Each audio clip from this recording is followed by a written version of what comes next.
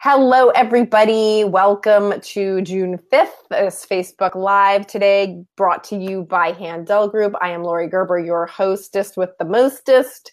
I am the head coach at Handel Group Life Coaching, and today we are talking about your money mindset. I'm so excited to talk about that topic. I'm so excited to bring you Cassandra Bodzak, my very special guest, friend, client, and partner.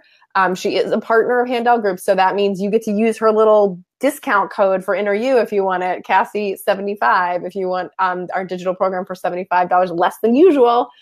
She is one of our most fabulous partners. I just to introduce you to her before we go into talking about money, this is her book that she gave me, or her latest, right?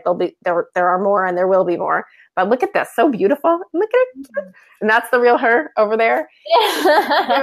She's a best-selling author, Eat with Intention. She created an amazing white website called Appreciate. You'll tell us more about it, hopefully, where essentially she gives her holistic lifestyle wisdom to us. She knows so much about food. She knows so much about health. She's been through everything regarding food and health you could go through and come out the other side with a very holistic, very spiritual, very inspiring perspective on eating, not just the actual eating, but the whole ritual of eating. And she brings ritual to people's lives. So to me, she's doing some of the most profound work on the planet. And that is why I wanted you to come talk about money.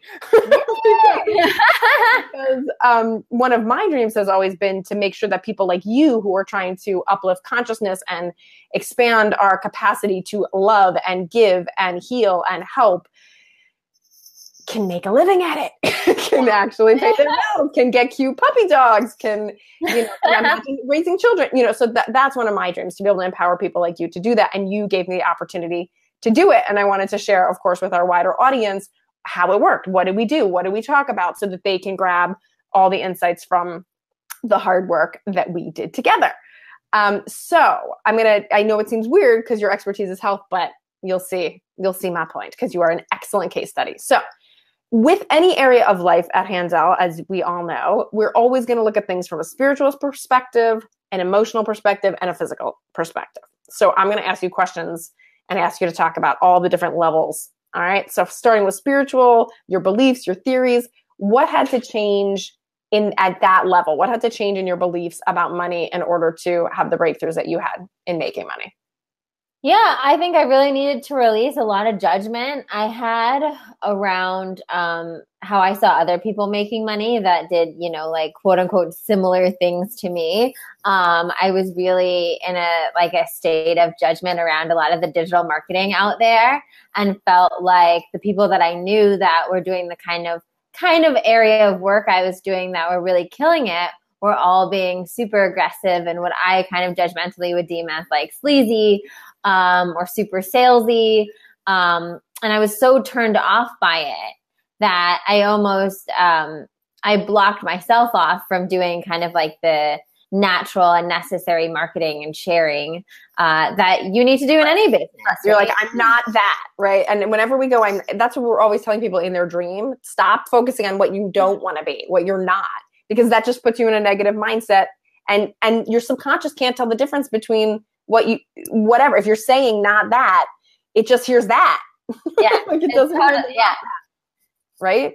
Yeah. So how did you flip that? How did you start to, instead of comparing yourself or instead of thinking about what you didn't want, how did you start thinking about what you did want? Well, I think we wrote up kind of like my marketing rules, and I kind of wrote up my own, and it was just kind of like a page of kind of what my principles and like how I believe marketing should be and how I believe sales should be, and how I was okay with doing things, and, where I drew the line. And it kind of put the power back into me. It kind of got me back in my own lane instead of looking at what everybody else was doing, and kind of exactly what you said, instead of being like, I don't want to be that and I don't want to be that. And I'd be like, well, what do I do want to be? Right. Like, how do I feel? Of course, I feel it's important for people to know how I can help them and what I can offer, and sharing that in an authentic way so that people that can actually be massively benefited from my services can know that I offer them. And reasonable. Right? Yeah. So yeah, I think that document and just getting really clear on, okay, so I was very, very like set in my ways about what I did not want to be, but getting clear on like what did feel good and how could that look in a positive way and how could that be empowering and inspiring and of service. Yeah, it sounds like you authored something and you created your own Bible. And so when we're busy paying attention to other people's, stuff, we are not busy. We're literally not busy because we're booked creating our own Bible and laying it on the line and calling the shot, right? This is what I do believe in. And it's vulnerable to do that. So I applaud you for doing that. It was really quite miraculous how quickly, once you did that, things fell into place because you programmed your GPS to where you wanted to go. Yeah, totally. Okay. So emotional level, that has to do with how you feel about things, how you relate to things. How do you relate did you start to relate to money differently or yourself differently? Discuss. Both. I think with money, there was some other, I feel like my money kind of conversation was like half marketing, half money management. And so creating the kind of Bible and stuff shifted. Because for me, it was like, I'm not going to sell. And anybody that has like followed me or knows me, like the comments I usually get when I'm launching something is just like, wow, you seem like you're so lit up about it. And that is like the only way I am like willing to share something is if I'm genuinely like super excited about it.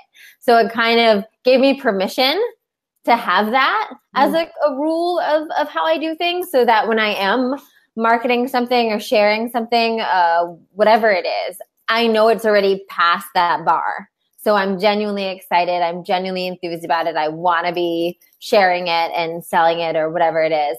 And then the feelings around money, which kind of goes into the physical stuff a little bit too, was just kind of feeling like I had a more clear head about where my money was at and feeling more empowered around my money as far as just knowing exactly what I was making, knowing what I was spending, and putting myself again back in the driver's seat to know like, oh, okay, I can allocate this money towards this or towards that. And not necessarily saying that like, spending the $5 on a latte versus spending the $5 to put it in savings is like, one's you're a horrible person, one's you're a great person, but just knowing that like I have that power to make that decision every day. And so it's not like just kind of like me haphazardly going through. Yeah. I'm always debating with people, like, what is the right action step? And often I find it's not really about the exact right action step. It's about who you have to be to follow whatever rule you come up with and how good that feels and how affirming that is to your own sense of authorship and your own sense of being able to control your destiny. So people are amazed by that. And I do want you to share about some of the physical changes you made because people are amazed by why is something so simple and almost like it seems mundane or silly or too simple. Why does that make me feel so? Why does that change everything? Why does that make me feel so good? Yeah. So because I think it is. It's part of alignment and integrity. It's that I see that in my work too all the time. It's like the spiritual and even the mental, emotional kind of components. You can get those right, but if you're not actually instituting any sort of physical actions to ground it down, you feel fundamentally out of alignment and crappy, to be honest, right? Of course. So that's what we found. So I think it doesn't even mean, for, what I do, it's like, even if the one thing you're doing to institute to like take a stand is like, I'm willing to be healthier is to drink more water every day. If that's like the baby step that you're starting with, just doing that alone is it's like that concrete action that's grounding down that's a value to you, that's a priority. And so it's reinstituting that. And then it can't help but kind of like grow.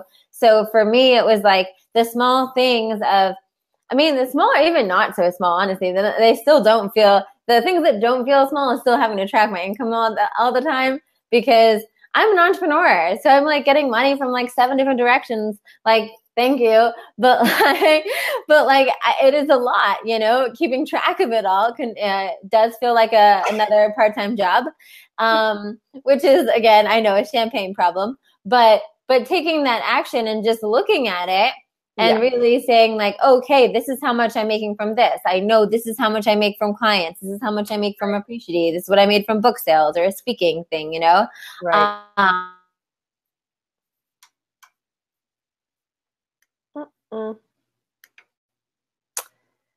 All right, folks.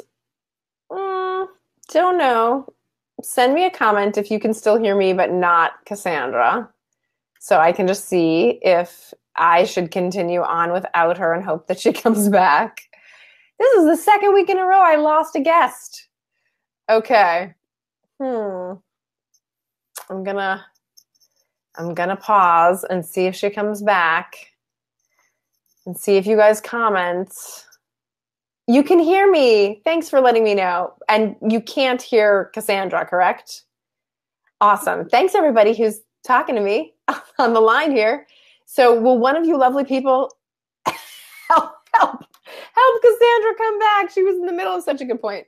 But I will continue to riff on how powerful it is to hold something precious, right? She was really talking about just when you pay attention to something, right? If you think about, if you do a favor for someone or you lend someone something or you do something for your spouse or your I was just riffing on your point, Cassandra. Oh, I don't know what happened. I could still see you. I don't know. Oh well. Anyway, okay. Rip away. Here's where we lost you. You were talking about just paying attention to where everything is coming from, and I was about to relate it to, when someone pays attention to you or thanks you for something you did and really sees you and acknowledges you, how you blossom in that, how you wish people would notice, whatever. Right? So your money feels the same way. It wants to be noticed. It wants to be paid attention to, and it thrives when you pay attention. Back to you. Yeah, it's like I think it's a fundamental law of the universe, at least in my book, is that whatever you focus on expands. Yeah. Right. And so just like putting that love and that energy into it and just noticing. That's like even one of the things we did was with the lattes, because I realized I was spending so much money on getting a latte every day. And it wasn't so much that like, quote unquote, that's a horrible thing to do or anything like that. But it was more so just being more conscious of it. Like, instead of it just being like, oh yeah, this is what I do. I get my $6 latte every day. Being like, no, you know what? For me, it's that kind of like that trigger where you're like, you know what? In the morning, I actually got myself this like cute little like thing. I don't know. I thought it was cute. It's like one of those containers or whatever. So I put my tea in that in the morning and I go for a walk with it because that's what I like to do. I like to go get my latte and go for a walk. You pretend you bought it. I pretend like I bought it because it was like I didn't need to spend the $6 to like do that thing. Experience. Right. You wanted the ritual. You wanted the ritual, not the actual spending of the money. Right. And so I think there are so many different, and again, it's like now it's like it's not that I never buy a latte, but it's when I do, it is like it's a treat. I'm conscious of it. I'm paying attention to it. I'm not on autopilot around it. And I think that in all general, same thing, like when you're keeping track of your expenses and you're keeping track of your income, so often it's like, it's not even that like, yes, I think oftentimes it makes you want to earn more. It makes you want to spend less. But I think if you just start keeping track of it, you're like amazed at like what starts shifting just by bringing that awareness to it. Totally. And I really want to tell people, don't change anything unless you have a dream that is compelling you to. Really. Like, this is not moral. You keep saying it, Cassandra, like it's not good or bad whether you buy a latte. Don't change anything until you are compelled by a dream that is tugging at your heart. I remember when we bought this house, we live in this house in Manhattan. It took everything to buy this house. And when we did, we had to literally, I think we had to cut our budget by like 25%. I mean, we had to cut everything. And I remember a coach looking at me and being like, it's going to be great. Like, you do not need all those things you think you need.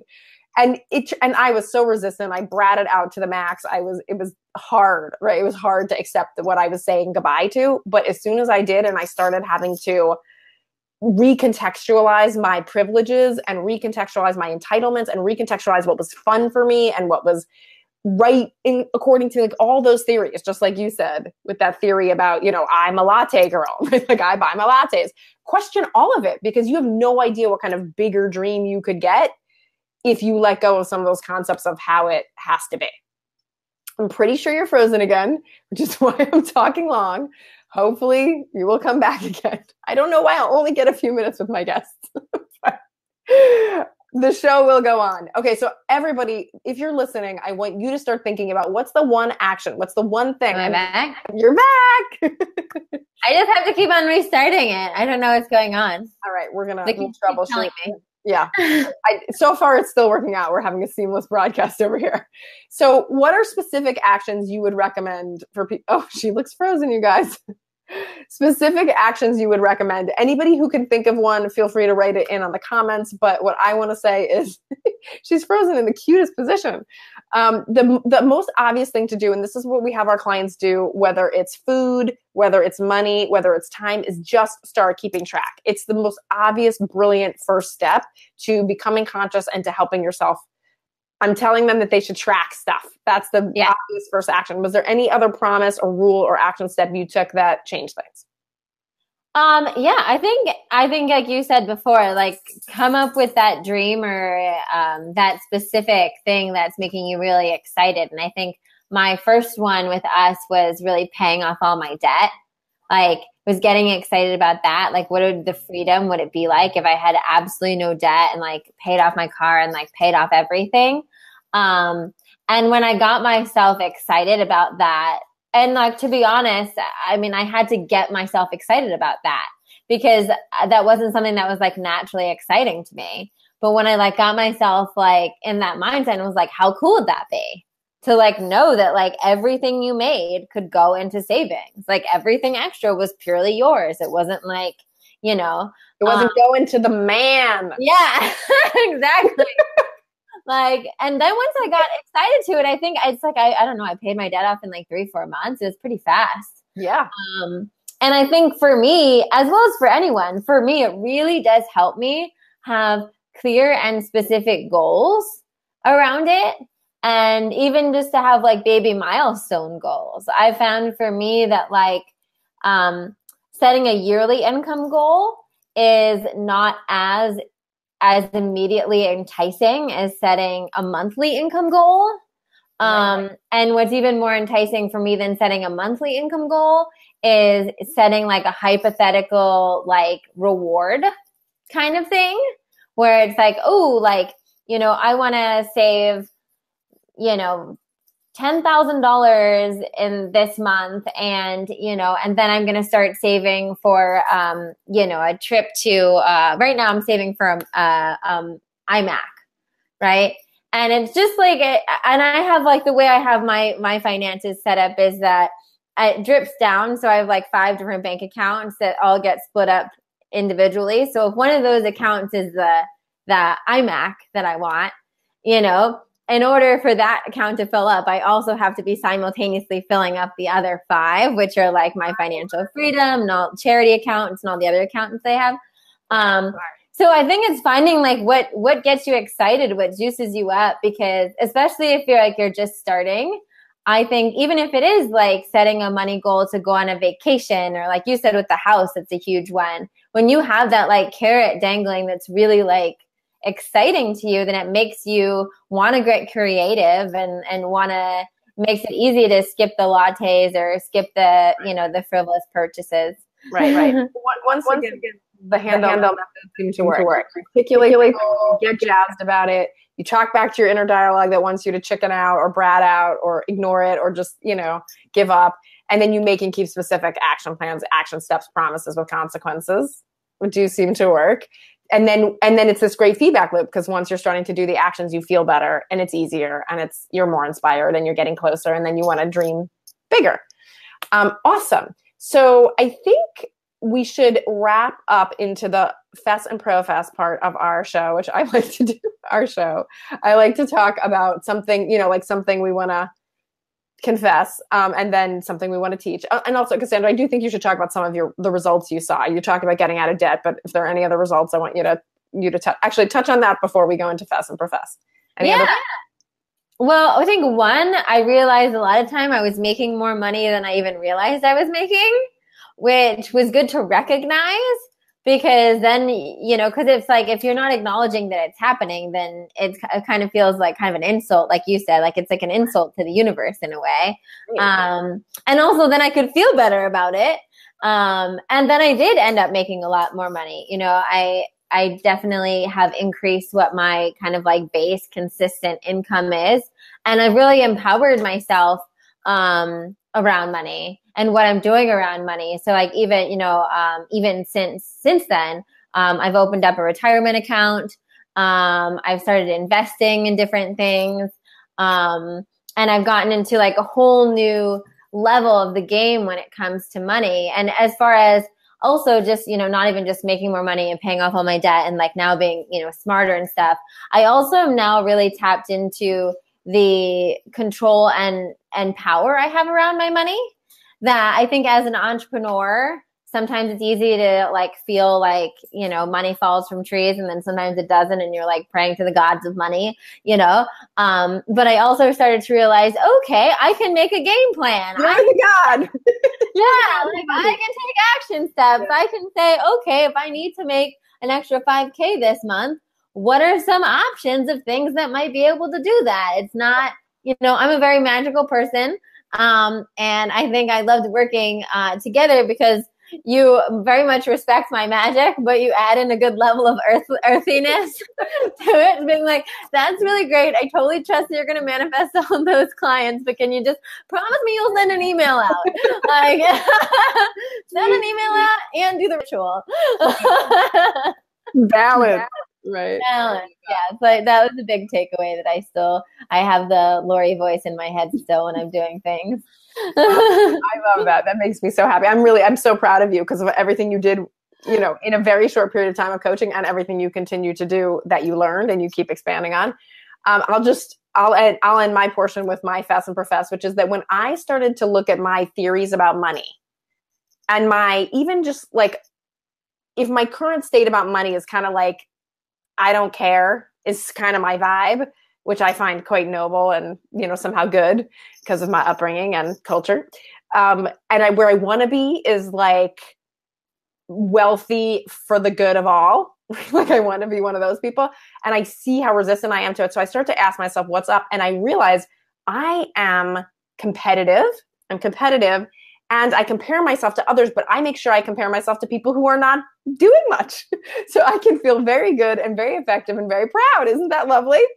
And very complacent. Like don't tell me Oprah, makes billions and does and uses it for good, right? I don't want to look at that pool, right? I don't want to think I should be swimming in that pool and then have to mature in that way and want money for those big, wonderful reasons that I actually do want money for, So what's interesting, I think, is that sometimes we think we're being brats or we think we're just whatever, but there could be a deep spiritual reason that's the block. And if you find your deep spiritual reason, it might be easier to get it out of the way. Like when I realized this was like sort of like a competitive childhood thing of like, comparing myself and finding myself, it now finally seems so shallow and stupid that I could start to dream about money more from a much more open place and much more excited place about, who do I want? If I'm going to compare myself, could I compare myself to someone who's like doing a lot of good in the world? That would be smart.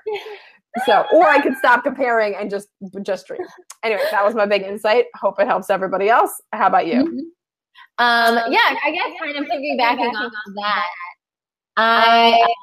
One of the things that helped me was getting clear on how I judged other people, or like I forgot what it was.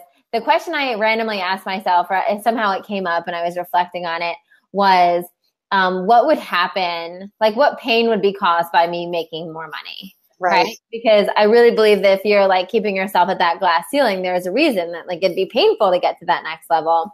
Yep. And I was telling myself this story, and it was a story that was backed up by some evidence in my current relationships, but nonetheless like a story that was not helpful, that if the more money I made, the harder it would be for me to maintain romantic relationships and friendships. Mm-hmm. Because I had experiences of me getting to a new financial plateau and people in my life being uncomfortable with it. And it was, again, kind of like you were saying in your confess, is that once I really looked at it and I actually like looked at it in the light of day, I was like, huh, like, do I really even want, like, good, let them leave. Like, do I want, should I keep my, like, how insane is it? Insane, but kind of when it's unconscious and you're not really taking a look at it, it's so easy to believe that. I really realized how crazy it was to limit my own earning potential and limit my lifestyle or whatever for other people who clearly, weren't limiting themselves for me. I would call that in honor of imaginary assholes. Oh, I love that. Okay.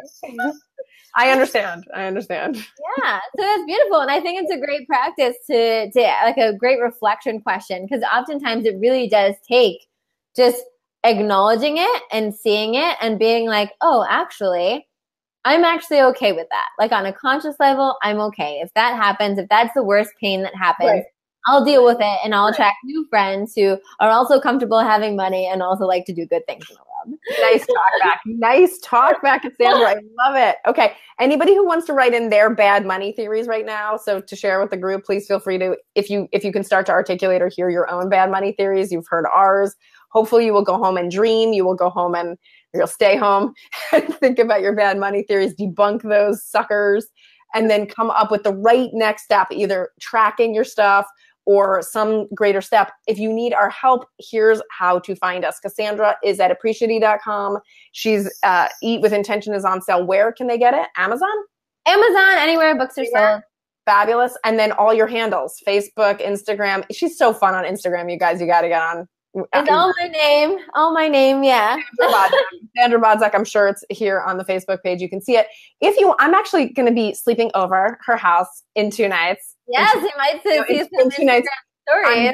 I'm coming to LA, which is where she is. If you guys are in LA who are watching, come see me at Free People on Wednesday night. I am going to be at Free People at 7:00 in Santa Monica, talking about love and dating. I will report back.